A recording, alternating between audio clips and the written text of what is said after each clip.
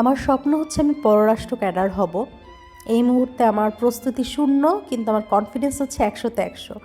আসলে শুনতে খানিকটা হাস্যকর মনে হতে পারে যে শূন্য প্রস্তুতি নিয়ে কিভাবে একজন মানুষ এত বড় স্বপ্ন দেখতে পারে, কিন্তু আমি বিশ্বাস করি যে মানুষ তার অবচেতন মনে সেটাই স্বপ্ন দেখে বা কল্পনা করে যেটার জন্য সে আসলে ক্যাপেবল, এবং সৃষ্টিকর্তা তাকে সেই স্বপ্নটাই দেখায় যেটা আসলে সে করতে পারে বা যেটা সে হতে পারে।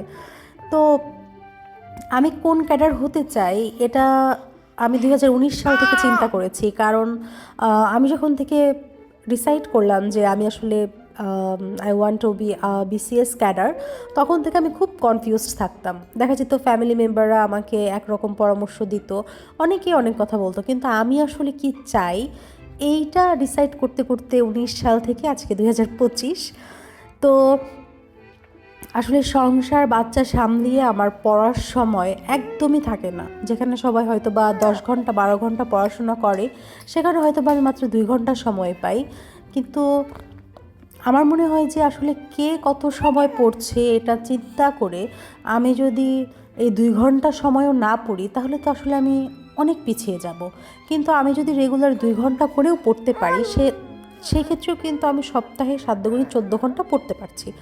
আর সবার প্রসেস হয়তো অনেক ফাস্ট, আমার প্রসেসটা হয়তো একটু স্লো হবে, কিন্তু আমি আসলে স্বপ্ন দেখছি। তো যাই হোক, আমি আসলে আমার সব সোশ্যাল মিডিয়া থেকে আপাতত ডিটাচড। অনেকেই বলেন যে সব কিছু একসঙ্গে মেনটেন করা যায়, কিন্তু আমার কাছে মনে হয়েছে যে আমার যতটুকু উইকনেস, সেই উইকনেস নিয়ে আসলে অন্য কোনো কিছুর সঙ্গে আমি তাল মিলিয়ে চলতে পারবো না। সেক্ষেত্রে আমাকে ডিটাচড হতেই হবে। এই ইউটিউবের চ্যানেলটা খোলার একমাত্র কারণ হচ্ছে নিজেকে খানিকটা অ্যাক্টিভ রাখা এবং সেই সমস্ত স্বপ্নবাজ মানুষের সঙ্গে কানেক্টেড থাকা, বিভিন্ন মানুষের পরামর্শ শোনা এবং সবার থটসগুলোর সাথে নিজের থটসের একটা আদান প্রদান হওয়া। তো নিজেকে আসলে খানিকটা মোটিভেটেড রাখার জন্য বা অ্যাক্টিভ রাখার জন্য আমার এই চ্যানেলটা খোলা। আর এই বাসাটা আমি নতুন এসেছি, আমি আমার কমফোর্ট জোনটা ছেড়ে এই বাসায় এসেছি শুধুমাত্র নিজের মতো খানিকটা পড়াশোনা করার জন্য।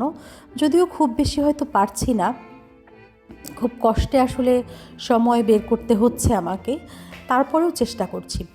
আমি পড়ি অথবা না পড়ি, আমি প্রচুর প্রশ্ন অ্যানালাইসিস করি এবং আমি অনেক আগে থেকে প্রশ্ন অ্যানালাইসিস শুরু করেছি।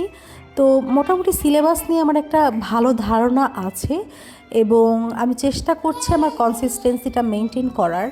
আমি আসলে যতটুকু বুঝেছি, প্রচুর পড়াশোনা করার থেকেও গুরুত্বপূর্ণ হচ্ছে কনসিস্টেন্সি মেনটেন করা এবং কিছু স্ট্র্যাটেজি ফলো করে পড়াশোনা করা, তাহলেই হয়তো সফল হওয়া যায়।